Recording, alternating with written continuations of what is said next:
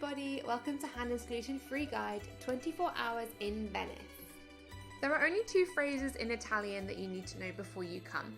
The first is senza glutine, which translates to without gluten, and the second is sono celiaco or celiaca, I'm a celiac, depending on whether you identify as male or female. These two phrases will be understood by the majority of restaurants and servers, so with these you are good to go. My family discovered how great Italy was for celiacs about 15 years ago, and I'm lucky to have been to Italy 3 times this year alone for work.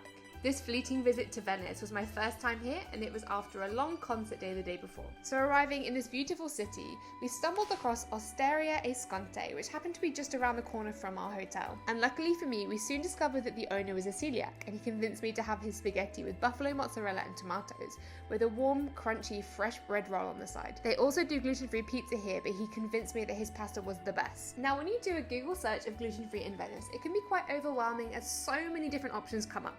And in a cuisine that is primarily flour and pizza-based, cross-contamination risks can seem quite overwhelming. But as it's such a big tourist destination, the majority of servers and restaurants will speak really good English, so you can have a proper conversation with them about your risks and make a decision for yourself. For dinner, I had to satisfy my urge for an Italian pizza, so we went to 1000 Gourmet. Now, I felt comfortable eating here because I had a long, in-depth conversation with the chef about the risks involved. But I am not saying that this place is 100% safe for everybody, as there is normal flour within the environment. Before dessert, I was able to satisfy another Italian craving of mine by their 100% gluten-free tiramisu. Delicious. I couldn't find any great spots for breakfast near our hotel, so the next day we went on a little walk to a 100% gluten-free shop, Mea Libera Tutti. Now, you'd be totally forgiven for just walking past this shop and not even realising it was there. This is a hidden gem for any gluten-free folk visiting Venice.